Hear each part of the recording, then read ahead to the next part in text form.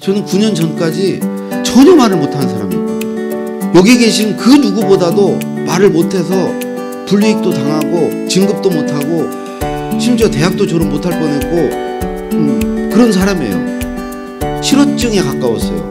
선택적 함구증 환자였어요. 무대 공포증이 심했어요. 심지어 대인 기피증이 있었어요.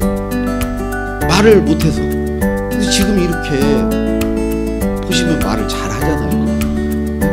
이걸 어떻게 이렇게 하게 됐는가? 9년 동안 어떤 일이 일어났는가? 물론 처음부터 잘하지 않았어요. 깜짝 놀라실 거예요. 처음에 했던 거 이렇게 아시면은 정말 놀라실 거예요. 근데 그냥 내 경험담을 나는 어떻게 해서 이렇게 말을 하게 됐나, 그 얘기를 하러 왔거든요.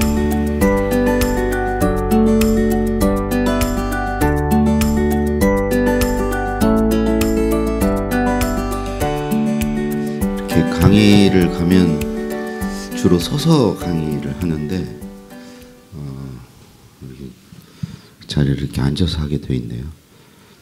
그 서서 말할 때와 앉아서 말할 때 전혀 다릅니다.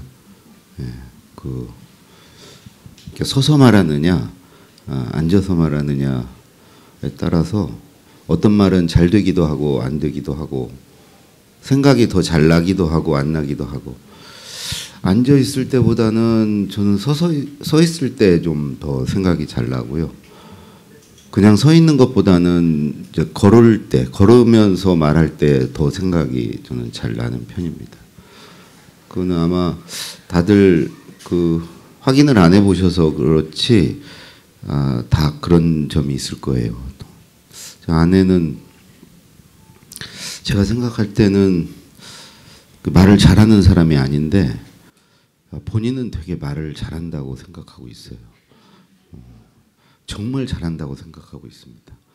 예를 들어서 이제 제가 뭐 차이나는 클래스나 이런 이제 방송에 나갈 때 저는 되게 걱정도 많이 하고 좀 뭐 잠을 못 잘 정도로 걱정을 많이 하는 편이에요. 근데 이제 아내는 그런 거 옆에서 보면 되게 한심해해요. 나를 좀 부르지 왜 이런 사람을 불러가지고 밖에서 알지나 모르겠다고 이러는지. 근데 이제 제가 이제 교회 다니는데 아내가 이제 여러 사람 앞에서 이제 말하는 것도 옆에서 보게 되고 하는데 되게 못해요.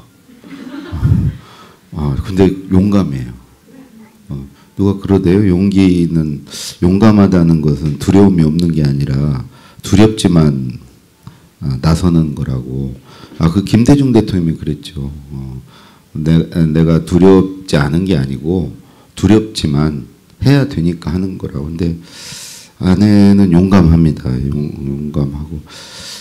아내의 특징이 여기도 이제 서점이어서 생각이 나는데 제가 86년에 처음 만났거든요. 근데 86년부터 89년에 이제 결혼했으니까 거의 이제 40년 다 돼가요. 근데 책을 한 권도 안 읽었어요. 정말. 난 신기해요. 처음부터 끝까지 읽은 책이 단 한 권도 없어요. 저를 만나고. 그 꼴을 못 봤어요. 아니 뭐 이렇게 완독하지 않더라도 뭐 이렇게 좀 보는 신용이라도 내잖아요. 한 번도 그런 적이 없어요. 굳이 읽을 필요가 있니? 자기는 다 안 돼. 근데 물어보면 몰라. 사실 이제 아내랑 요즘 같이 이렇게 늘 대화하면서 지내기 시작한 건 이제 한 만 9년 됐습니다. 그러니까 이제 9년 전까지는 저도 직장에 다녔고요. 그래서 거의 아내랑 이렇게 말할 기회가 없었어요. 여러분 청와대에 있을 때 8년 동안은 거의 일주일에 한 이틀, 많을 때는 3일 정도 집에를 못 갔고요. 제가 소심해가지고 불안해서 집에를 못 가요. 일이 있으면 일을 안 털어도 사무실에 앉아 있어야 돼요. 근데 요즘 젊은 분들이 되게 싫어하는 스타일이죠. 일이 없어도 그냥 앉아 있는 거예요. 그걸로 위안을 삼는 거예요. 사무실에 앉아 있어야 덜 불안해요. 그리고 이제 집에 가서도 보통 한 3시 반에 일어났어요. 새벽에. 예, 그래서 아내랑 뭐 대화할 기회가 없었어요. 얼굴도 못 보는데 뭐 말을, 그러니까 그렇게 오래 같이 살았어도 거의 대화를 안 했고요. 처음 만났을 때 이제 첫날 저는 결혼을 해야 되겠다고 마음을 먹었는데 뭐 예뻐서도 아니고 딱 하나였어요. 그 말이, 아내의 말이 세련돼서 서울말을 쓰는 거예요. 전 처음 들었어요, 서울말을. 그러니까 서울말을 쓰는 사람과 이렇게 1대1로 앉은 게 처음이었어요, 아내가. 그 전에는 저는 고향이 전주거든요. 그들 전주 사람하고만 얘기를 했고, 간혹 뭐 서울 사람을 만나기도 했지만 그 서울 사람들이 다 전주 출신들이었어요. 그러니까 말은 잘 안 바뀌잖아요. 그 억양이 그대로 있고, 저는 사실 제가 62년생이고 전주에 산 기간보다 이제 서울에 산 기간이 더 많습니다. 더 길입니다. 그러니까 83년부터 서울에 살았으니까요. 근데 여전히 저는 누구 만나면 전북이세요? 물어봐요. 방송을 하죠. 매일 하는데 강원국의 지금 이 사람, 우리 최인아 책방 대표님도 모시고 제가 그 프로그램에서 같이 모신 적도 있고, 그런데 사람들이 다 알아요. 이제 아무리 제가 서울 사람 흉내를 내도 전주인지 되게 알고요. 근데 요즘 방송은 참 좋은 게 그렇게 세련됨을 요구하지 않아요. 그 매끈한 거 별로 안 좋아해요. 질려해요. 조미료 많이 넣은 음식처럼 너무 좀 아주 매끈하게 하면은 그 오히려 질려하고요. 저같이 좀 서툰 거를 좋아합니다. 재밌어해요. 근데 왜 청취율이 계속 올라갈까? 내 전에는 정관용 씨였거든요. 정관용 씨는 그야말로 선수잖아요. 프로예요. 정관용 씨 할 때도 제가 그 프로에 나간 적이 있어요. 근데 너무 넘사벽이었어요. 방송 시작하기 전에 혼자 막 발성 연습을 하는데, 와, 프로는 확실히 다르구나. 막, 소리를 지르면서 막 이러는데, 그 방송 직전에 막 그러더라고요. 근데 너무 멋있어 보였어요. 근데 그분이 3년 하고 제가 지금 이제 1년 반 차 하고 있거든요. 이어받아서 제가 청취율이 더 높아요. 그 프로보다 훨씬 사람들이 더 이름도 똑같아요. 정관용의 지금 이 사람에서 강원국의 지금 이 사람. 근데 지금 청취율이 그때보다 더 높고요. 그게 왜 그럴까? 딱 이유는 하나인 것 같아요. 예전에는 그런 그 프로들의 사람들이 압도됐다고 그럴까요? 그래서 그 프로들을 보면서 이제 그 프로와 나는 별개의 사람으로 생각을 한 거죠. 그래서 그야말로 이제 넘사벽인 거예요. 그건 딴 나라 사람들인 거예요. 나는 그냥 오직 저 프로가 하는 걸 듣고 뭐 그럴 대상일 뿐이에요. 대상일 뿐이고 내가 저 사람하고 같이 뭐 겨루거나 뭐 그런 존재가 아닌 거죠. 근데 요즘에는 여기 이제 젊은 분들 다 막 그럴 텐데 유튜브라든가 이런 걸 뭐 많이 접하고 본인이 하기도 하고 뭐 또 SNS 하고 인스타 하고 그러면서 모든 분이 다 뭐 진행자고 다 그렇죠. 그러니까 예전에는 뭐 TV에 나오고 라디오에 나오는 사람들 따로 그리고 이제 그걸 보고 듣는 사람 따로 그랬는데 지금은 다 그거를 하는 거죠. 예전에는 음식 만드는 사람 따로 음식 먹는 사람 따로였는데 지금은 다 이제 요리도 다 하고 하기 너무 쉬워졌잖아요. 안에 매일 백종원 그거 보고 다 해요. 근데 백종원하고 똑같이 해요. 거의 프로예요, 프로. 어느 식당 인류 음식점 맛보다 떨어지지가 않아요. 그러니까 이제는 프로와 아마추어의 경계가 완전히 무너졌고요. 그래서 오히려 아마추어 같은 프로들을 좋아하는 것 같아요. 야, 나도 저 정도는 할 수 있겠다. 별거 아니네. 오히려 자기에게 자신감을 심어주고 친근감을 느끼게 하고, 나랑 같은 동급인데 어떤 동질감을 느끼는 거죠. 야, 나도 너같이는 하겠다. 옛날에는 그런 사람을 보면 저건 프로가 아닌데? 뭔 프로가 저래? 별놈들이 다 방송을 하네. 이러면서 막 폄하하고 비난하고 그랬을 텐데, 오히려 프로가 아닌 사람을 보면서, 나와 비슷한 사람을 보면서 동질감을 느끼고 친근감을 느끼면서 오히려 이제 저같이 청취율이 올라가는 거죠. 그러니까 어찌 보면 청취자들이 내가 실수하기를 기다리는 것 같아요. 그러니까 그 기대에 부응해야 돼요. 반드시 뭔가를 씹거나 생각이 안 난다고 하거나 방송 시간을 못 맞추거나 뭔가 이제 이런 거가 필요한 거예요. 그랬을 때 역시 너 그럴 줄 알았어. 나도 그래. 이러면서 공감하는 거죠. 그런 시대인 것 같아요. 그래서 오히려 이제 완벽하게 하는 사람들 보면 밥맛 없다고. 왠지 잘하긴 하는데 재수 없어, 얘가. 재수 없어 보여. 그래서 요즘에 이제 말도 정말 개성이 필요한 시대 아닌가. 그냥 자기답게 말하면 되지 않나. 누구처럼 못해가지고 뭐 그렇게 약간의 무슨 뭐 열등감 비슷한 그런 걸 느끼거나 그럴 필요가 없지 않나. 그냥 서투면 서툰 대로, 못하면 못하는 대로 할 때 그게 나거든요.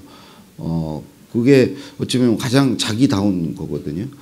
그게 잘하려고 하는 건 남의 흉내 내려고 하는 것이고 자기에서 점점 멀어지는 거일 수 있잖아요. 그래서 참 말하기 편해진 세상이 아닌가. 누구나 이제는 뭐 여기 계신 분 누구나 이제 유튜브 뭐 다 하시게 될 거예요. 여기 계신 분들 다 저는 장담합니다. 돌아가시기 전에, 죽기 전에 다 유튜버가 돼 있을 거예요. 아마 미루다가 계속 해도 안 죽으니까, 내가 지금 이 나이에 뭘 하겠어. 이제 다 살고 뭐, 아니, 내가 지금 젊은 애들 하는 그거 내가 지금 뭘 하겠, 이제 그러다가 계속 그러다가 결국은, 유튜브를 하시게 될 겁니다. 이제, 그러느니 아예 일찍 그냥 발을 담그는 게, 나 오늘 우리 최인하 대표님이랑 여기서 얘기 잠깐 하다가 제 구독자가 한 10,000명 좀 넘어요. 구글에서 이제 어디서 이제 계속 뭐 계좌 등록하라고 연락이 왔었는데 나는 돈도 안 나올 텐데 뭐 귀찮게 등록이야. 계속 그러고 했는데 오늘 대표님 말씀이 나올지도 모른다고 외화벌이를 좀 하라고 한 달에 뭐 몇천 원이라도 나올 수 있으니까 그래서 생각해 보니까 믿져야 본전인데 등록을 해야 되겠다. 지금은 약간 이제 방치 상태예요. 왜냐면 이걸 타더라고요. 혹군 달아올랐다가 갑자기 이제 슬럼프가 오고 그게 이제 오랫동안 이제 침체기가 지속되고 그래도 어떤 계기에 의해서 또 한번 이제 그런 날이 또 올 거예요. 방치해뒀던 거를 다시 하게 되긴 할 텐데 결국은 저도 이제 제가 새해 환갑이에요. 환갑 62년생인데 한 65세까지 정도 이렇게 이제 돌아다니면서 하는 게 가능하지 않을까. 그래서 그 이후에는 그냥 집에서 유튜브를 해야 되겠다 생각을 하는데 이제 100세 시대잖아요. 백수 시대. 백수가 두 가지 의미가 있잖아요. 100살을 사는 목숨 숫자 백수 시대, 또 직장이 없는 백수. 앞으로는 다 백수를 누리면서 다 백수가 되는, 누구나 백수를 경험하는 그리고 그 기간이 굉장히 직장 다니는 기간보다 더 긴, 그래서 우리 사회에 백수가 더 많은, 혹시라도 이 중에 지금 백수가 계시면 위축되거나 주눅 드실 필요, 백수의 세상이 옵니다. 좀만 기다리시면 백수가 수적으로나 질적으로 더 우수한 사람들이 포진하게 되는, 오히려 직장을 다니는 사람이 못난 사람 취급받는, 너 아직도 월급 받고 사냐? 남의 밑에서? 남의 눈치 보면서? 너 왜 그렇게 살아? 웬만하면 나와. 뭘 아침마다 출근을 하고 몇 시까지는 집에도 못 가고 붙들려 있고 왜 그런 생활을 해? 응? 네 시간이잖아. 네 삶이잖아. 그리고 그걸 저당 잡히고 살아. 한 번 살다 가는 거. 뭘 옛날에 뭘 부귀영화를 누리겠다. 근데 부귀영화를 누리는 사람들은 지금은 백수들이 누리죠. 프리랜서들이 돈도 더 벌고요. 더 이름도 더 사람들한테 더 알리고요. 그렇지 않습니까? 이제 점점점 그렇게 저는 변할 거라고 생각합니다.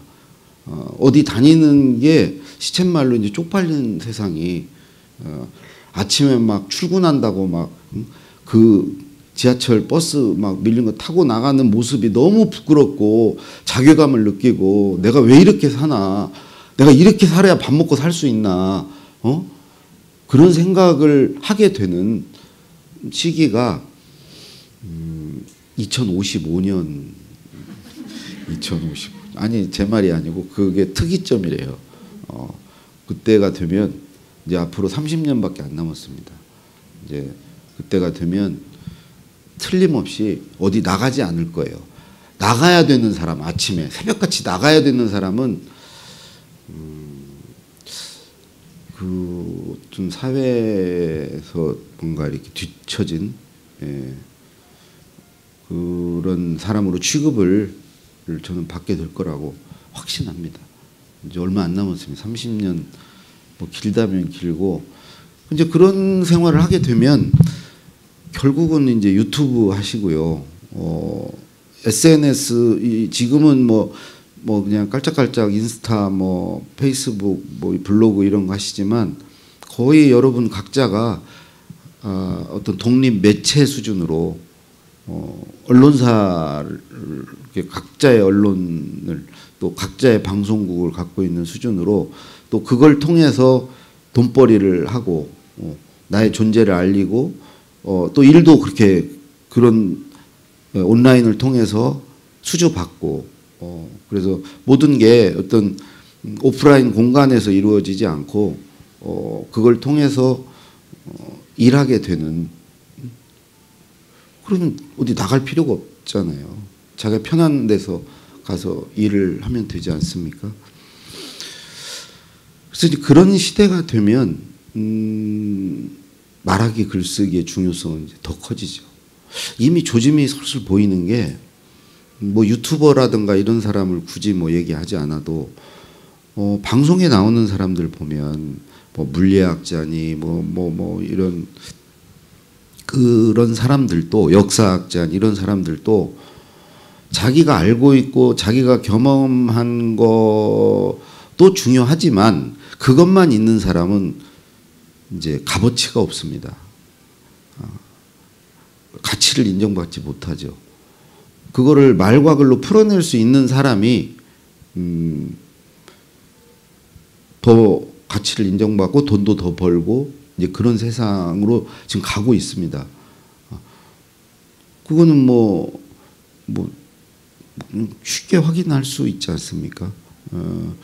그래서 저는 이렇게 생각해요. 저는 참 시대 운이 좀 맞는 것 같다. 제가 직장 생활할 때까지는 정말 다행스럽게도 읽기 듣기의 시대였습니다. 잘 읽어내고 잘 들을 수 있으면, 그 역량이 있으면 출세도 하고 돈도 버는 시대였습니다. 이게 읽기 듣기라는 게 누군가 나에게 일을 시키는 사람이 있어요. 나를 부리는 사람이 있는 거예요. 그 부리는 사람의 마음, 부리는 사람의 생각, 그들의 요구, 그들의 나에 대한 기대, 그거를 잘 알아먹으면, 그건 심지어 이제 학교에서부터 비롯되는 거죠. 선생님의 말을 잘 듣고 잘 읽으면 공부를 잘하고요. 회사에 가서 상사의 말을 잘 듣고 이 회사에서 나에게 기대하는 거, 요구하는 거, 그런 걸 잘 파악을 하면 출세하는 거죠. 임원도 되고 사장도 되고. 읽기 듣기의 시대였습니다. 저는 거기에 아주 적응을 잘 했습니다. 그게 이제 초등학교 2학년 때 어머님이 돌아가셔서 그렇게 살 수밖에 없었어요. 늘 이렇게 눈치를 보고 거기에 맞춰서 눈치껏 행동하고. 저는 남의 집에 살았으니까 계속. 아버님이 이제 재혼하시고 외가 쪽 또 친가 쪽에도 살고 이렇게 쭉 여러 군데 살았어요. 여러 군데. 한 군데에서는 오래 데리고 있지 않아요. 이게 중학교 시절 따로, 고등학교 시절 따로, 또 대학교 때도 한 2번 옮겨 다니고 뭐 이렇게 했는데 한 6군데 정도 살았어요. 6군데. 근데 늘 눈치를 봤죠. 그리고 또 그 시대는 결핍의 시대였어요. 전혀 풍족하지 않았어요. 그래서 그걸 나눠 먹을 때 어떻게 내 몫이 어느 정도고 내가 어느 정도를 먹고 어느 부위에 손을 대고 어떻게 해야 되는지가 내 몫이 어딘지를 내가 눈치채고 거기에 맞추는 게 내 생존과 직결되는 문제예요. 그러니까 지금은 여러분들 눈치가 없다는 게, 제가 이렇게 젊은 분들 보면 눈치가 없어요. 아니, 눈치를 안 봐요. 우리에 비해서. 눈치를 안 봐도 되니까 그래요. 예전에 저희 남매만 해도 4남매예요. 그 4남매가 어디 더부살이를 한다고 생각해 보세요. 그럼 원래 그 집에도 있잖아요. 이모네 집에도 있고 외삼촌 집에도 있고 고모네 집에 여러 군데를 다녔는데 그 집에 또 자녀들도 많아요. 그럼 집 식구가 막 10명이에요. 근데 통닭을 사와도 2마리를 사오는 경우는 절대 없었어요. 정말 가끔 통닭 1마리 사오죠. 뭐 정말 가끔 탕수육 1그릇 시키죠. 그때 내가 어느 만큼 먹어야 되는가, 이런 건 정말 중요한 거예요. 그거가 눈치가 없으면 안 되는 거죠. 직장에 가서도 출근 시간은 엄연히 9시예요. 출근 시간 9시라고 9시에 나온다? 진짜 눈치가 없는 거예요. 상사가 몇 시에 나온지를 봐야죠. 눈치를 보고 상사 시간에 맞춰야죠. 적어도 상사 전보다 일찍은 안 나와도 상사 나오는 즈음에 나와야죠. 그게 상사가 8시에 나오면, 내가 출근 시간이 9시라고 해서 9시에 나오면 상사 입장에서는요, 이런 생각이 딱 들어요. 지금 몇 시야? 아니, 그 1시간이 얼마나 긴데요. 1시간 동안 얼마나 외로운데요. 거기서 아무도 안 나오고 그 시간을 지키면서 애들 왜 안 나와? 그 짧은 시간이 엄청 긴 시간이에요. 지금 몇 시야 지금? 이런 생각이 속으로 들어요. 절대 말은 않죠. 속마음으로는 야, 너 지금 몇 시인데 지금 몇 시? 그리고 퇴근 시간도 마찬가지예요.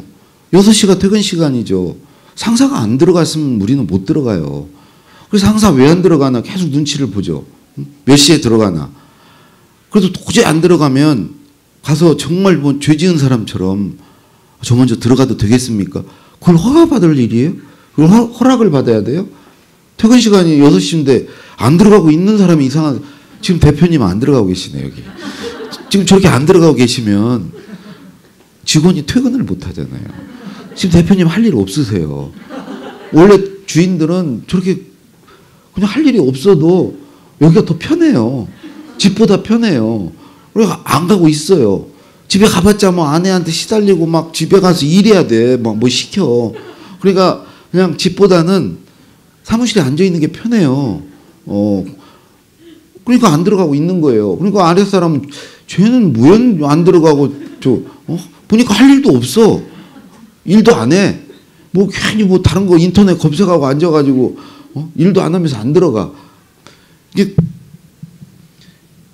그런 부분들이 저는 이제 그 MZ 세대와 기성 세대에서 눈치를 보느냐 안 보느냐, 눈치가 있느냐 없느냐, 이게 가장 핵심 요인이라고 생각합니다. 뭐 소통이 안 된다, 왠지 애들은 다른 인종들 같다, 왜 애들은 요즘 애들은 저렇게 싸가지가 없냐, 애들이 이기적이다, 지들만 안다, 지 뭐 권리만 주장한다, 다 그게 눈치를 보느냐 안 보느냐의 문제입니다. 우리는 쓸데없이 눈치를 봤어요. 일도 안 하는데 그냥 기다리고 앉아서 기다리고 쓸데없이 일찍 나오고 그 다 전혀 효율적이지 않은 그렇게 살아온 거예요. 또 이제 그런 게 그 윗분들 또는 조직의 기대에 부응하는 거였죠. 그러니까 저는 그야말로 이게 농업적 근면성이라고 그러잖아요. 그러니까 시간을 투자하는 걸로 인정받는 거죠. 자기의 어떤 성실성을 입증하는 거죠. 자기의 애사심, 직장 상사에 대한 충성심을 그 시간을 할애하는 걸로, 그러니까 이제 몸을 갈아 넣는 거죠. 그냥 시간을 쓰는 거예요. 그렇다고 해서 뭐 결과물이 더 좋은 게 나오거나 그렇지가 않아요. 회사에 더 많은 기여 하는지 안 하는지 몰라요. 측정이 안 돼요. 우리 때는 측정 안 됐어요. 그냥 오래 앉아 있으면 회사에 내가 열심히 하는 거예요. 사실은 집에 가서 더 잘할 수 있거든요. 잠깐 나왔다 들어가는 사람이 더 많은 기여를 할 수 있거든요. 근데 그런 건 몰라요. 측정이 안 돼요. 그 눈에 띄어야 돼. 눈에서 사라지면 그 일 않는 거고, 게으른 거고, 불성실한 거고, 쟤네 애사심도 없는 거고, 그런 거로 그 취급을 받았죠. 그러다가 그 친구가 뭐 반짝해가지고 굉장히 회사에 도움되는 뭔가를 내놨는데 그게 고맙고 막 그 친구를 인정하는 그게 되지 않고, 왠지 저 친구는 좀 엉뚱하고 그 좀 애가 튀고 지 잘난 맛에 사는 것 같고, 그러니까 그런 친구는 그 시간을 바치지는 않아요. 그냥 결과물로 뭔가를 보여주고, 근데 걔 기분 나빠. 네가 그렇게 잘났어? 네가 그렇게 똑똑해? 이 자식 보자 하니까 이 자식 가끔 나타나가지고 뭘 던지는데 내가 생각 못한 걸 툭 던지고 가고, 그러니까 뭐 자기도 모르게 어떤 열등감을 느낄 수 있고, 상대적으로 저 자식 건방진 놈이야. 애가 근태도 엉망이고 그런 놈이 잘난 체는 되게 해. 이제 이런 느낌을 받게 되죠. 그래서 이제 좋은 평가를 못 받아요. 그래서 이제 젊은 친구들이 다 이직률, 퇴사 뭐 1, 2년 차 때 다 옮기는 이유가 거기에 적응을 못 하는 거예요. 자기 역량 발휘가 안 되는 거예요. 안 받아주는 거예요, 조직에서. 그러니까 뭔가 미스매치가 있는 거예요. 자기는 이게 잘하는 거라고 생각했는데 회사에서 여러분의 상사들이 보는 눈은 그게 잘하는 게 아니에요. 잘하는 사람은 내가 기분이 좀 뭔가 이렇게 다운이 되거나 심기가 불편하고 뭔가 기분이 나쁜 일이 있을 때 이렇게 와서 무슨 일 있으세요? 오늘 점심 약속 없으세요? 제가 모시겠습니다. 어디 잘하는 데 하나 압니다. 오늘 같이 가시죠. 가서 밥 먹으면서 요즘 왜 이렇게 안 좋으세요? 뭐 안 좋은 일 있으세요? 그럼 막 이제 욕을 하면서 이제 누구 동료 욕도 뭐 후배 뭐 어떤 그놈 때문에 내가 아주 이런 얘기를 들어주면서 왜 그 욕을 하세요? 그러면서 이제 슬그머니 그 디스를 같이 하면서 이렇게 또 겉으로는 그 친구를 굉장히 이렇게 두둔해주는 같이 변호해주는 것 같이 이렇게 하면데 더 성질을 돋궈서 더 미워하게 만드는 그 친구를 더 미워하게 이렇게 만드는 그 역할을 아주 잘하는 거죠. 그래서 이분의 다 이렇게 감정도 풀어드리고 동료도 다 경쟁자 제거하고 자기가 혼자 우뚝 서면서 아니 실제로 그런 사람이 잘하는 겁니다. 직장생활 잘 맞춰주는 사람. 그러니까 그걸 잘 맞춰주려면 눈치가 빨라야 돼요. 눈치가. 제가 눈치가 빠른 거죠. 저는 어릴 때부터 눈치를 계속 봐왔기 때문에 그걸 딱 읽는 거예요. 말 한마디 툭 던지면 저 말의 배경과 취지와 의도와 목적과 나에 대한 요구와 기대가 뭔지를 내 역할을 하는 거죠. 내가 그래서 밥을 오늘 저분하고 먹어야 되겠구나. 퇴근 후에 적어도 저분과 퇴근길을 같이 버스 타는데 지하철까지 같이 가면서 내가 이렇게 말동무를 해드려야 되겠구나. 예? 그럼 이제 그런 상태가 되면은 그분이 어디가 가려운지도 알고요. 그분이 요구하기 전에 내가 먼저 그 요구를 들어드립니다. 그 니즈를 풀어드려요. 혹시 이런 거 필요하지 않으세요? 야, 너 어떻게, 내가 어느 놈이 이거 가져오나 내가 기다렸다. 너밖에 없구나, 역시. 예? 그러면서 이제 너 이리 앉아봐. 그러면서 이제 동료도 욕도 하고, 이제 다른 내 동료들이죠. 욕도 하고, 그 얘기를 하죠. 제가 직장 생활을 하면서 직장의 말의 문화는 제 책에도 이제 썼지만 세 가지 특징이 있다. 우리나라만의 고유의 어떤 직장 언어, 말의 문화의 첫 번째는 위에서 아래로 말하는데 아래에서 위로는 말을 안 는다. 그러니까 그 비중이 현격히 차이가 난다. 아래에서 위로 올라오는 말이 거의 없다. 그래도 된다. 어디서 아래에서 위로 말하다 찍힌다. 그 모난돌 들 수 있다. 차라리 말 안 넣는 게 낫다. 저는 말을 안 했거든요. 잘 들었어요. 그냥 위에서 내려오는 말을 잘 듣고 잘 읽어내려고 했지 나대지 않았어요. 튀지 않았어요. 위에다 대고 말하지 않았습니다. 근데 모든 상사는요. 뭐 가정에서도 마찬가지입니다. 그게 공손해 보여요. 예의 발로 보여. 내 말을 경청하는 친구야. 잘 받아 적어. 그리고 막 고개를 끄덕끄덕해. 막 이러면서 왠지 그 나를 존경하는 것 같아. 나를 좋아하는 것 같아. 그리고 나에게 말할 기회를 줘.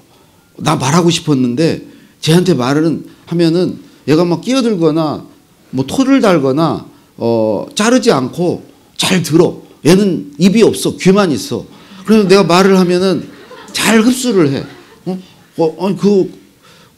그렇게 돼요. 그런 사람을 에게 호감을 느낄 수밖에 없어요. 그리고 이제 내가 말을 않게 되면 저는 한 4-5가지 이점을 누렸던 것 같습니다. 첫 번째는 그 언행일치가 되죠. 말이 앞서지 않으니까. 주동아리만 살았다는 소리를 안 들어요. 먼저 말로 뭔가 내가 이걸 하겠다는 소리를 안 해요. 않고 그냥 해요. 하면은 되면은 언행일치고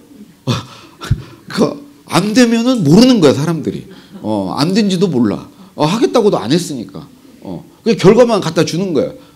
이거 어떠세요? 이거 어떠세요? 제가 한번 생각해 본 건데 기획안 같은 걸 그냥 갖고 와서 줘. 말을 않고. 그리고 보면은 아니면 뭐 아닌 거죠. 되면은 이제 된 거고. 두 번째는 말을 안 하면 말의 농도, 밀도가 높아집니다.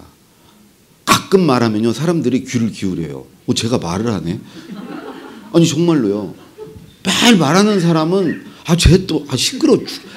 또 쟤야. 쟤는 그냥 주동아리만 살아서 뭐 이런 생각이 드는데 그냥 쟤는 너무 피곤해. 그냥 쟤 만나면 기가 빨려. 그래서 근데 저 같은 사람이 말을 않다가 갑자기 말을 하면요 회의 때도 갑자기 조용해요. 쟤 말하잖아. 야, 좀 들어. 쟤 원국이 말하잖아. 정말로 친구들하고 만나도 그래요.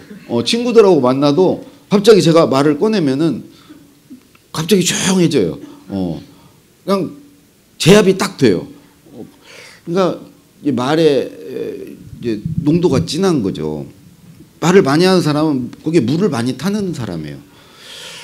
그 다음에 이제 세 번째, 저는 이게 굉장히 중요하다고 생각하는데 남의 험담을 않게 됩니다. 뒤에도 제가 특징으로 얘기를 하겠지만 우리나라는 세계 그 어느 나라보다 험담을 많이 하는 나라예요. 뒷담화를 많이 하는 나라입니다. 정말 그게 문제예요. 댓글을 봐도 알 수 있고요. 근데 그게 단순히 이렇게 많이 한다는 걸 넘어서 굉장히 예리합니다. 그러니까 상처를 엄청 주는 수준이에요. 그 칼이 되게 벼려져 있어요. 잘 갈아져 있는 칼로 뒷담화를 해요. 그리고 그런 걸 즐겨요.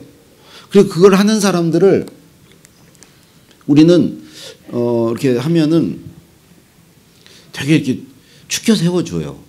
그런 말을 재밌다고 느끼고요. 아, 저 친구 되게 예리하다고 그러고요. 그런 면이 있어서 그게 그 친구 그런 게 있어? 그래서 막 대단한데 예? 이렇게 나는 미처 몰랐는데 뭐 이런 느낌으로 이렇게 받아들이고요. 그런 게 그래서 뭐 술자리라든가 이런 데서 이제 굉장히 무성하죠. 뒤에서 사람을 평가하고 이렇게 재단하는 거. 그래서 제가 이제 두 번째 특징으로 우리는 공개적으로 공식석상에서 수면 위에서 말하는 것보다 수면 아래에서 비공식적으로 말하는 말의 비중이 크다. 말하라면 않다가 남자들이 이렇게 담배 피면서 말하고 저녁 때 술자리에서 말하고 여성들도 따로 이제 퇴근 후에 카페 가서 본격적으로 말을 한다. 누구 까는 말을. 네? 그건 다 수면 아래의 말이에요. 공식적으로 하라고 그러면 안 해요. 그러니까 그런 말은 뭐 회의 때건 뭐 이렇게 공식적으로 이렇게 뭐 발표를 한다거나 아니면 뭐 세미나를 한다거나 어디 워크숍을 한다거나 그런 데 가서 할 수 있는 말들이 아니에요. 그러니까 그렇게 할 수 있는 말은 많이 안 갖고 있어요. 온통 머릿속에는 이제 그 비공식적으로 할 수 있는 말들로 차여 있어요. 그러니까 건설적이고 어떤 긍정적이고 생산적인 말이 머릿속에 많이 있지 않아요. 그러면 우리가 생활 자체가 늘 비관적이고 부정적이고 늘 이런 쪽으로만 늘 봐오고 그렇게 판단하고 생각해 왔기 때문에 그런 말들은 되게 이제 뒤에서 하는 말일 수밖에 없고, 그러니까 어떤 사람을 봐도 그 사람의 장점이나 그 사람의 어떤 그런 것보다는 그 사람의 허점, 약점, 단점, 그런 것들을 많이 보거든요, 상대적으로. 확실히 그래요, 우리나라 사람들이. 그래서 이제 그런 말은 못해요. 못하는데 이제 하고는 싶고, 그게 이제 비공식적인 자리에서 이제 그런 말들을 하게 되고요. 그런 말을 또 약간 이제 환영을 받는데, 환영을 받는 이유는 저는 그런 것 같아요. 누구 이렇게 뒷담화를 하면은 한 세 가지 이유가 있는 것 같은데, 그런 말이 환영받는 이유. 첫 번째는 누구에 대해서 누구를 비하하고 뭐 이렇게 그런 말을 하면은 그 말에서 위로를 받는 게 있는 것 같아요. 위안을 받는 게. 그러니까 무슨 얘기냐면, 그래, 나는 걔만큼은 아니야. 나도 나쁘긴 한데 걔는 나보다 더 나빠. 걔보다는 내가 나아. 그래도 내가 이 정도 나쁜 것은 뭐 괜찮은 거야. 이렇게 위로를 받는다. 왜 그러냐면 우리의 말은요, 자기보다 더 낫거든요. 늘 말은 치장되어 있고 과장되어 있고 포장되어 있거든요. 사람들이 여러분의 진짜를 알면 놀랄 거예요. 말로 들으니까 그렇지. 상사들이 하는 말의 진심, 원래 그 속뜻, 속셈, 그걸 알면 여러분들 그분들과 직장생활 못합니다. 말은 늘 좋은 걸로 포장되어 있고 미화되어 있고 다 여러분에 대해서 말하는 것도 다 좋은 말만 하지 진짜 그분들이 여러분을 그렇게 생각하고 있지 않아요. 속으로 욕을 하고 있고 지금 그런데 말은 늘 그래요. 그러니까 내가 이제 말하는 사람 입장에서 자기 스스로 늘 자괴감을 느끼죠. 나는 원래 그런 사람이 아닌데 원래 나보다 더 나은 사람으로, 더 아름답고 더 이렇게 우아한 사람으로 이렇게 말은 그렇게 하고 있고 그렇게 남에게 비춰지고 있는 거에 대해서 약간의 이제 양심의 어떤 가책이나 어떤 자괴감 같은 걸 좀 느끼고 있는데, 나보다 더 나쁜 놈이 있어.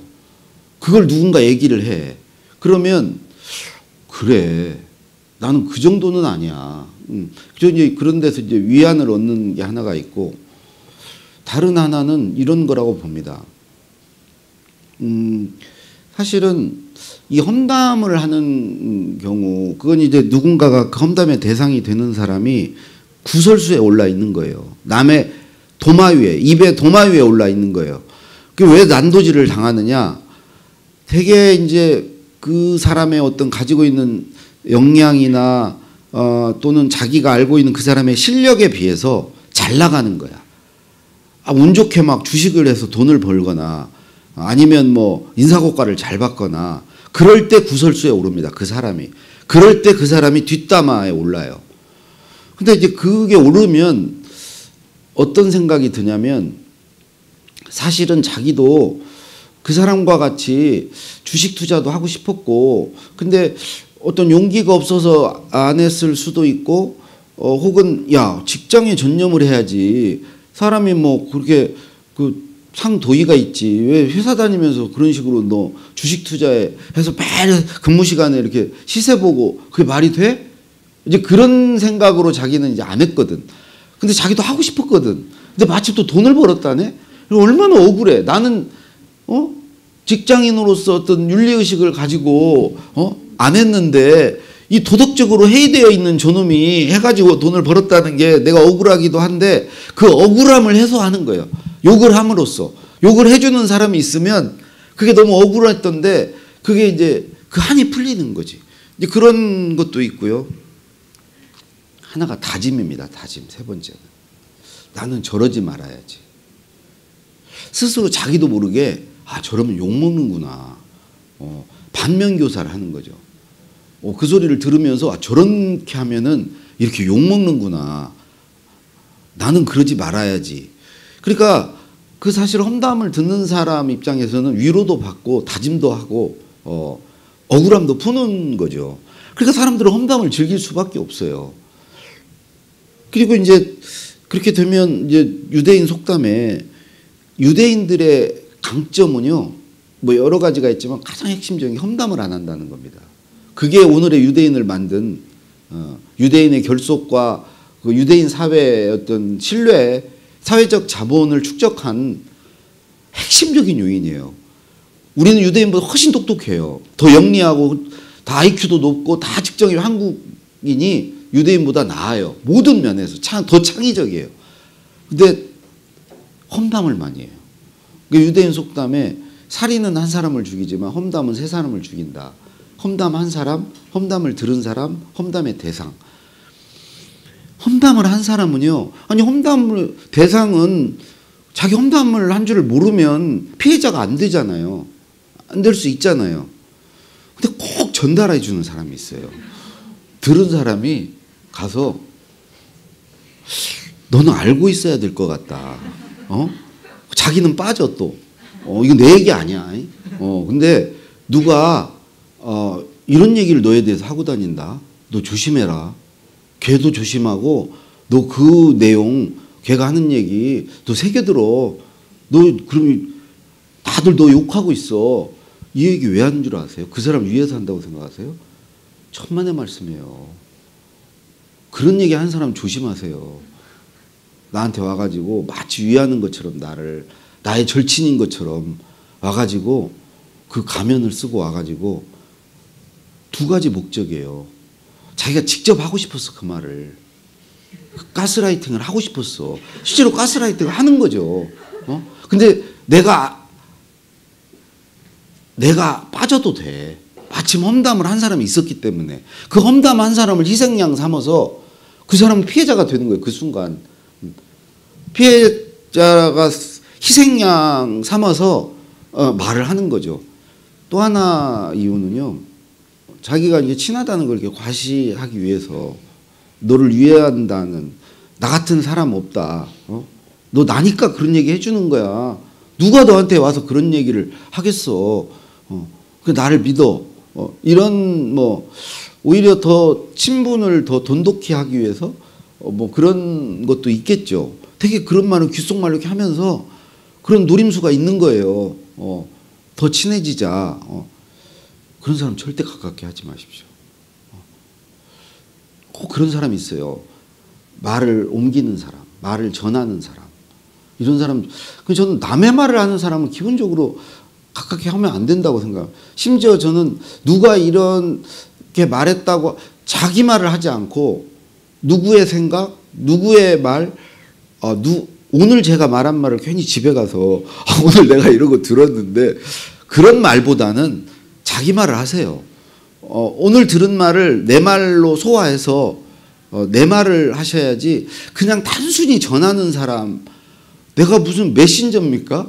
이러려고 태어났습니까? 남의 말 전하러? 나야 좋죠. 전해주면. 내 말이 전파되고 그러면 좋죠. 근데 내가 왜 그런 도구가 됩니까? 남의 말 전하는 도구가? 내 말을 해야죠.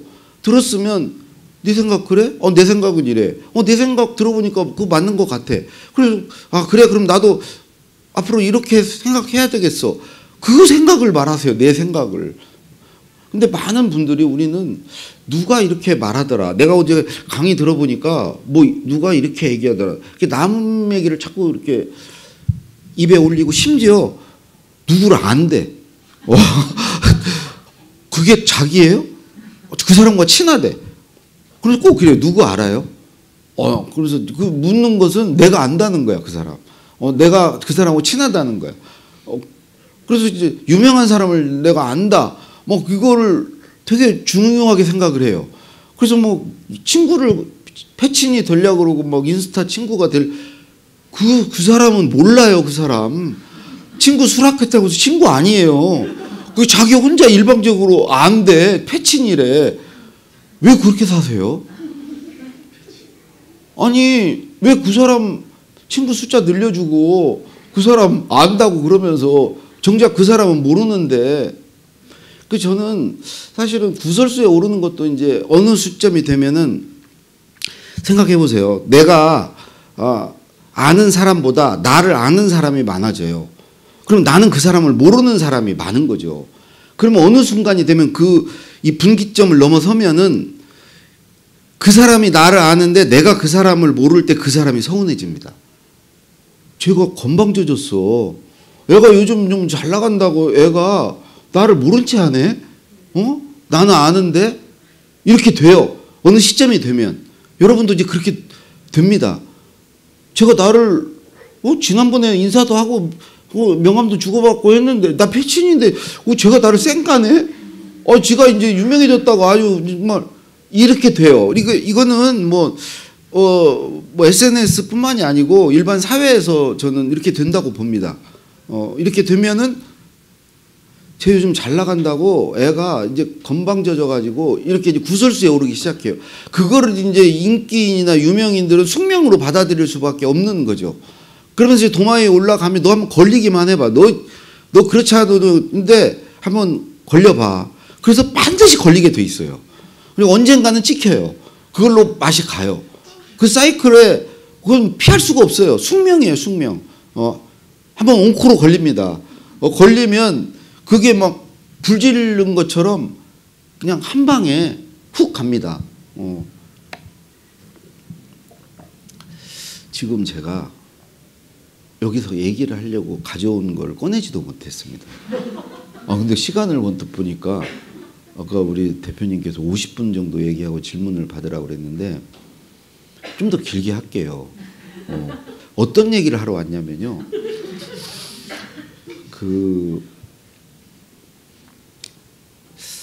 9년 전까지 저는 이제 아까 얘기했던 말을 않고 사는 사람이었어요. 읽기 듣기를 하는 사람이었어요.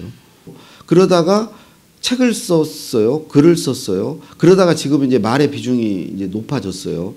그래서 읽기 듣기에서 쓰기에서 그다음 이제 말하기로 이렇게 옮겨온 거죠. 해보니까 말하기가 제일 돈이 돼요. 돈이 되고 입만 달고 다니면 되니까 이게 별로 힘이 들지 않아요. 쓰는 거 힘들거든요. 힘든데 말은 그렇게 힘들지가 않아요. 그리고 저같이 PPT도 안 쓰는 사람은 도구도 장비도 필요 없고 아무데나 그냥 하면 되니까 너무 좋은 거예요. 그잖아요. 글값보다 말값이 훨씬 비싸요. 정말. 원고료, 기고료 싸요. 얼마 안 돼요. 근데 말값이 훨씬 비싸고요. 근데 지금 제가 이제 말로 이렇게 먹고 사는데 아마 깜짝 놀라실 거예요. 제가 돈이 얼마를 버는지를 아시면. 그렇게 많이 번다는 얘기예요. 적게 번다는 게 아니고. 근데 여러분도 그러고 싶지 않으세요? 여기 다 그럴 수 있어요. 왜 그러냐면 저는 9년 전까지 전혀 말을 못하는 사람이었거든요. 여기 계신 그 누구보다도 말을 못해서 불이익도 당하고 진급도 못하고 심지어 대학도 졸업 못할 뻔했고 그런 사람이에요. 실어증에 가까웠어요. 선택적 함구증 환자였어요. 무대 공포증이 심했어요. 심지어 대인 기피증이 있었어요. 말을 못해서. 근데 지금 이렇게 보시면 말을 잘 하잖아요. 네? 이걸 어떻게 이렇게 하게 됐는가. 9년 동안 어떤 일이 일어났는가. 물론 처음부터 잘하지 않았어요.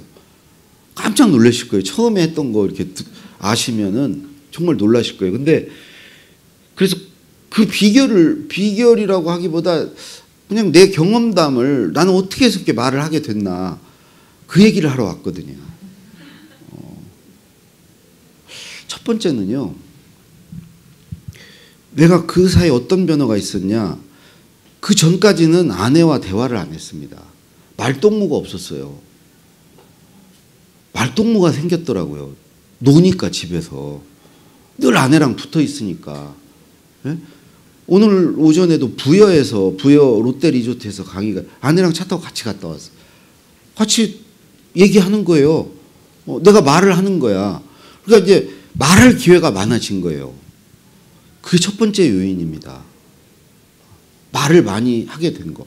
직장 다닐 때는 없었어요. 내 말을 들어주는. 근데 내가 가만히 생각해 보니까 직장 다닐 때 내가 직장 생활도 재밌고 인정도 받고 내가 뭔가 성적도 좋았던 기간이 있었는데 그 기간이 언제였냐 딱 생각해 보니까 말을 했던 기간이에요. 내 말을 들어줬던 상사를 만났던 기간이에요. 그 상사가 내 말을 들어주고 야, 그거 좋은 생각이야. 너 어떻게 그런 생각 다 했어? 야, 그리고 두 번째로 그러니까 내 말을 인정해주고 존중해주고 칭찬해주고 했고 두 번째로 그 내 말에 대해서 보완을 해줬어요. 그 똑똑한 상사였어. 실력이 있는 사람일수록 내 말을 잘 들어줍니다. 꼭 실력이 없는 사람일수록 내 말을 튕겨내요. 야, 뭐 그런 소리를 야, 오히려 그거 안 돼. 뭐 이런 소리를 하는데 그분은 야, 뭐 오히려 더. 그러니까 이게 품이 있는 거예요. 품이. 자기가 실력이 있기 때문에 그걸 받아들일 수 있는 거예요. 거기다가 내 말을 보완해 줄 수 있는 거예요. 두 번째로. 왜 그러냐면 실력이 없는 사람은 예스 아니면 노예요. 야, 그거 안 돼. 아니면 야, 그거 괜찮은 것 같다. 이거 둘 중에 하나예요. 근데 실력이 있는 사람은 내 말을 듣고 그걸 보완해 줘요. 고쳐줘요. 더 낫게 만들어줘요. 그 상태에서 세 번째로 나에게 기회를 줬어요. 늘. 야, 그렇게 해봐. 이렇게 만들어서 이런 상태로 한번 해봐. 그리고 네 번째로 그분들은 힘이 있었어요. 책임을 져줄 수 있는 힘이 있었어요. 잘못되면 무마해 줬어요. 자기가 했다고 손 들고 제가 내 책임입니다. 그리고 그걸 무마해 줬어요. 그런 분 밑에 있을 때 내가 일을 재밌게 했어요. 역량을 마음껏 발휘했어요. 그러면서 내가 성장하고 성취하고 많은 성과를 냈어요. 재밌었어요. 직장 생활이. 힘들지도 않았고 일도 열심히 했는데 신이 났어요. 한마디로 내 말동무가 있었구나. 내 말을 들어주는 사람이 있었구나. 근데 그 사람과 같은 역할을 물론 아내가 해주지는 않아요. 뭘 고쳐주거나 이런 건 없어요. 근데요, 아내가 내 말을 들어주는 것만으로도 내가 스스로 성장해요. 말하면서 고쳐요. 보완하고. 그리고 아내는 제 말을 말한 대로 해보라고 늘 허용하고 그런 입장이니까 그런 유형의 특징은 늘 좋다고 그래요. 의견이 없어요. 좋아. 이번에도 좋아. 할 말이 없으니까. 뭔가 이렇게 평가하고 이런 거 없어요. 좋은 것 같은데? 뭐가 좋아? 그러면 대답을 못 해요. 뭐 문제 없어? 없어. 좋아. 아주 좋아. 그걸로 끝이에요.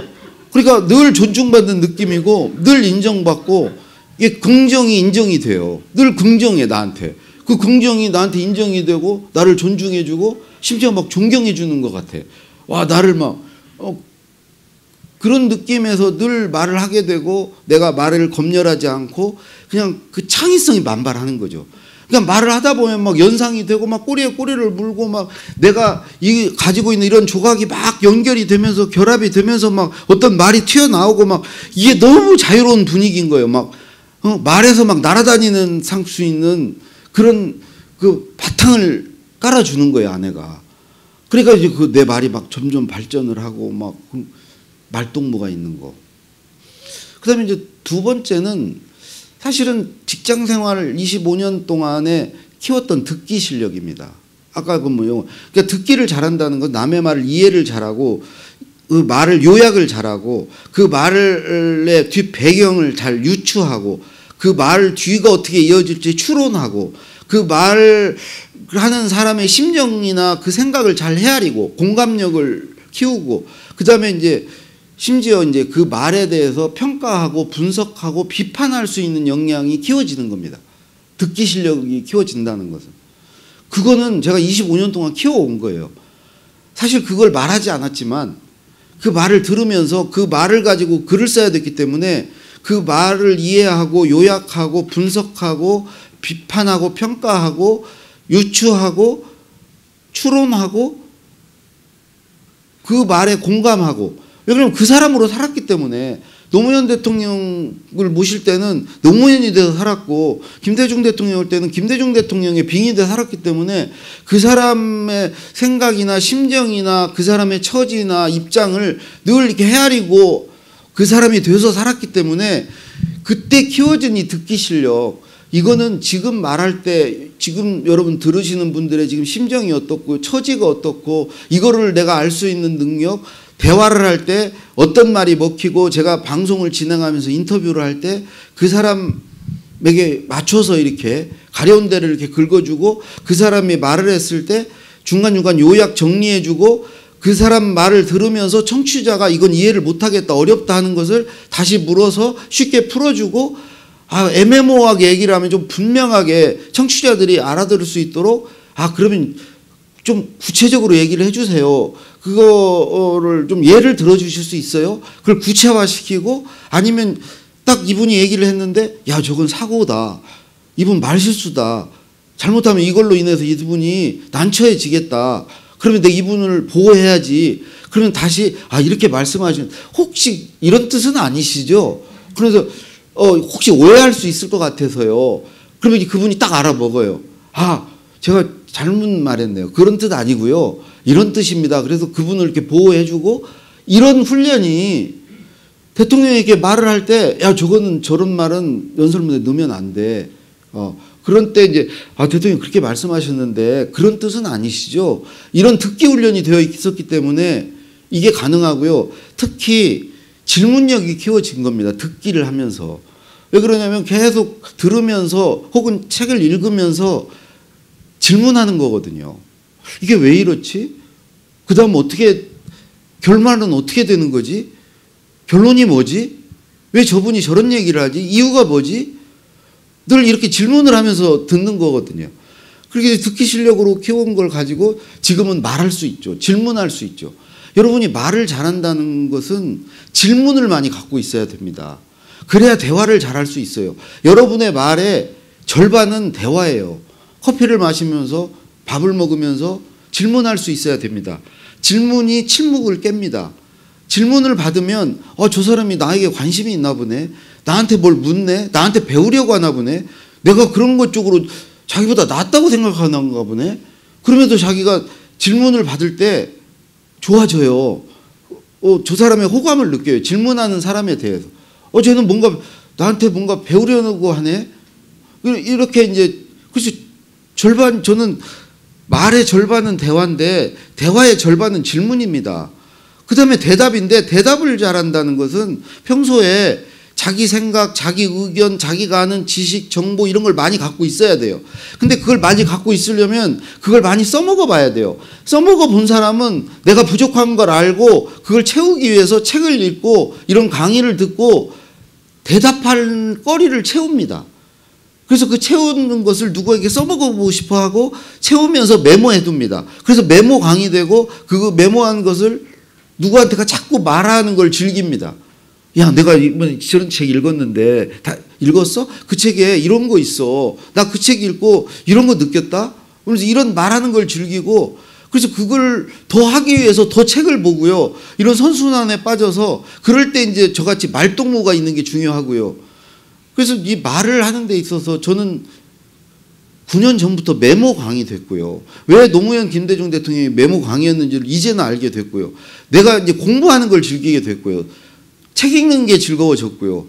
그것도 말을 하면 제가 말을 잘하게 된 배경이고요. 말동무가 생긴 것도 있고요. 또 하나는 뭐냐면요. 낭독입니다. 여러분 낭송은 이제 외워서 하는 거고 낭독은 읽는 거잖아요. 낭독을 많이 해보세요. 책을 읽을 때도 음독하세요. 목독하지 마시고 묵독하지 마시고 중얼중얼하면서 또박또박 읽으면서 저는 이게 말의 훈련에 있어서 유창하게 말을 하는 데서 굉장히 중요한 거라고 생각합니다. 근데 제가 1년 반 동안 KBS 1라디오에 이 지금 이 사람 전에 말 같은 말이라는 프로를 했어요. 내가 글을 쓰고 내가 나레이션을 했어요. 또박또박 읽는 훈련을 했어요. 그때 저는 내 말이 엄청 키워졌다고 생각합니다. 그리고 또 하나가 글쓰기예요. 말만 해서는 말이 늘지 않아요. 글을 써야 됩니다. 같이 병행해야 돼요. 글에 가까운 말을 하는 사람이 그 말을 잘하는 겁니다. 말을 녹음해서 글로 풀면 글이 되는 사람이 말을 잘하는 겁니다. 글에 가까운 말을 하는 사람은 군더더기도 적고요. 중복도 없고요. 불필요한 게 없어요. 비약도 없어요. 왜 그러냐면 글은 그렇게 쓰면 글이 안 되거든요. 여러분들은 글을 그렇게 쓰면 고쳐요. 퇴고를 해요. 근데 말은 퇴고를 않거든요. 퇴고하지 않는 글이 말이거든요. 그러니까 글에 가까운 말을 한다는 것은 퇴고를 한 말을 하는 거예요. 근데 퇴고를 하는 말을 할 수 있는 사람은 글을 많이 써본 사람이 이미 퇴고한 말을 하게 됩니다. 그러면 글을 많이 써본 사람은 물론 이제 말을 많이 해봐야 되는데 글에 가까운 글쓰기가 이제 글쓰기를 하면서 또 하나 여러분들 얻는 게 있습니다. 바로 어휘력과 문장력이에요. 그건 내 말에 직결되는 거예요. 어휘력과 문장력이 없이 말을 잘할 수가 없어요. 근데 저는 글을 쓰면서 늘 네이버 국어사전을 열어놓고 내가 생각한 단어를 쓰지 않아요. 말은 그 단어를 그냥 쓰게 돼요. 근데 저는 글을 쓰면서 네이버 국어사전에 쳐보고 그보다 더 나은 유의어 중에 골라서 쓰고 예문을 보면서 그 단어가 들어가 있는 문장을 계속 접하면서 글을 썼거든요. 제 문장을 만들었거든요. 이 훈련이 계속 되는 거예요. 일상적으로. 글을 계속 쓰면서 어휘력과 문장력을 계속 키워온 거예요. 그것 그대로 제 말에서 발현이 됩니다. 거기서 배웠던 어휘와 문장을 내가 쓰게 돼요. 그래서 써봤던 것을 계속 쓰게 돼요. 그리고 글에서는 늘 생각을 정리하게 되고 그 정리된 말을 하게 되고요. 이게 말을 잘하게 되는 과정이고 비결입니다.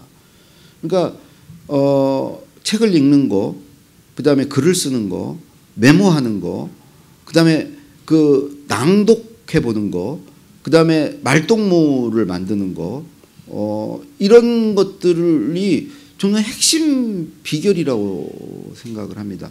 그리고 여기서 이제 더 하나 말한다면 대화를 많이 하셔야 돼요. 저는 말동무 있는 것은 이제 대화는 아니에요. 내가 말을 던져볼 수 있는 상대가 있는 것이고요. 대화의 기회. 근데 대화를 하려면은 관계가 좋아야 됩니다. 저는 대화하는 관계는 크게 세 유형이라고 생각해요. 하나는 늘 만나는 사람, 가족이라든가 직장 동료. 두 번째는 약속해서 만나는 사람. 언제 만나자, 언제 밥 한번 만나서 그때 이제 대화가 이루어지는 관계. 세 번째는 처음 만나는 사람들. 그 외국 사람들은 이런 처음 만나서 대화하는 걸 되게 즐깁니다. 아마 여기 오신 분들 여기서 그냥 끝나지 않아요. 그들은 만나서 우리는 뻘쭘하게 앉아 있잖아요. 100% 그들은 그냥 앉아 있지 않습니다. 옆에하고 대화합니다. 어떻게 오게 됐어요? 뭐 하세요? 뭐 이러면서 끝나고도 그런 걸 즐겨요. 우리는 그걸 안 해요. 그러니까 그들은 끊임없이 여행지에 가서 혹은 뭐 낯선 잠깐 옆에서 이렇게 뭐 길에서 만난 사람한테도 말을 걸어요. 대화를 해요. 이게 일상이 되어 있어요. 저는 이게 그들이 말을 잘하고 말을 두려워하지 않는 중요한 이유고, 저는 근데 두 번째, 세 번째를 안 했어요. 직장 다니면서. 딱 첫 번째 유형의 대화만 했어요. 그 관계만 가졌어요. 저는 바쁘다는 핑계로 다행히 뭐 청와대에 있고 뭐 이러면서 회장 모시고 그러니까 늘 시간이 없고 양해를 해줬어요. 누구 좀 만나자 그러면 모임에 이번에도 못 나와 그러면 늘 양해가 됐고, 그래서 또 저는 대인 기피증이 있어서 이런 처음 만나는 사람 자리에 안 나가고, 그래도 그때는 말을 안 해도 됐기 때문에 읽기 듣기 잘하면 됐기 때문에 문제가 전혀 없었어요. 말을 안 해도 되니까. 근데 지금은 이렇게 사람을 만나요.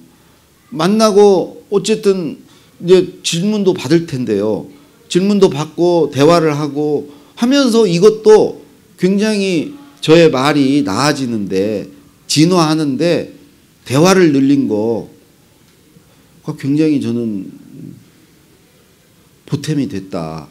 옛날에 말을 못했던 것은 대화를, 저는 제일 싫은 게 이게 누군지 만나가지고 이제 뻘쭘하고 할 말도 없고 그냥 우스커니 뭐, 근데 시간은 때워야 되고 막 이런 경우 있잖아요. 그래서 막 저는 침묵을 막 못 견뎌요. 막 말 없이 막 불편하고 이렇게 대화가 안 끊기고 이렇게 있는 시간을, 그래서 안 만나고 할 말도 없고 막 그래서 불편하고, 지금은 이제 그렇지 않다는 겁니다.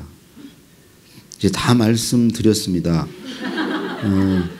말씀드렸는데 말 안 한 게 딱 세 가지는, 그건 제목만 말씀드리고 질문 받을게요. 하나는 롤모델을 한번 만들어 보세요. 저도 이제 말을 해야 되는 입장이 돼서 강연자들 그 사람 계속 강의를 들었어요. 한 사람 것을 계속 듣고 그 사람한테 배우는 거, 그거 하나 굉장히 중요하고요.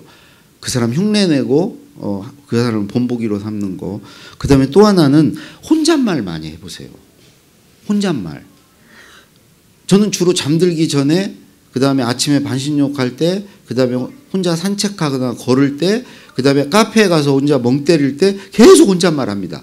혼잣말은 세 가지 해요. 하나는 질문 답변, 자문자답. 내가 묻고 내가 답해요. 어떤 거에 대해서 내가 어떻게 생각하지? 그리고 내가 그 생각에 대해 답을 해요. 두 번째는 뭐에 관한 정의를 내려봐요. 그리고 그렇게 정의 내린 이유를 생각해봐요. 나는 왜 그렇게 정의를, 이건 이거 아니야? 그건 왜 이거지? 세 번째는 머릿속으로 시나리오를, 스토리텔링을 합니다. 특정 주제에 대해서 나 혼자 그냥 쭉 말해봐요. 이런 강의 전에도 혼자 말해보고요. 하나의 주제를 가지고 걸으면서 내가 만약에 3분 스피치를 해야 된다? 발표를 10분 해야 된다. 특정 주제에 관해서 혼자 계속 말해보는 거예요. 여러분 그거 해보시면은 말 정말 늡니다. 모의 훈련 같은 거예요. 시뮬레이션을 계속 해보시면 되고요. 마지막 하나는 그 모니터링인데요. 모니터링인데 저는 이렇게 해보니까 뭐 방송, 저희 아버님이 매일 제 방송을 듣거든요. 그거 말도 해주시고 아내도 얘기를 하고, 저는 또 이게 방송을 들은 사람들의 모니터링이 돼요. 그래서 그런 게 도움이 되는 것 같은데, 여러분 다 하실 수 있습니다. 자기 말 요즘 뭐 녹화도 할 수 있고 녹음도 할 수 있고 휴대폰으로 다 해서 들어볼 수 있고, 그렇게 듣는 게 너무 힘드시면 물어볼 수 있어요. 친한 친구한테 물어볼 수도 있고, 내 말의 어떤 문제라든가 그거 모니터링을 해보시면 도움이 된다고. 예. 가실 생각들을 안 하시네. 어떻게, 아까 이제 안내 방송도 나왔잖아요. 집에 다들 가시라고. 제가 명함을 여기 하나씩 다 드릴 테니까, 여기 놓을 테니까요. 가져가시고 이제 서명할게요.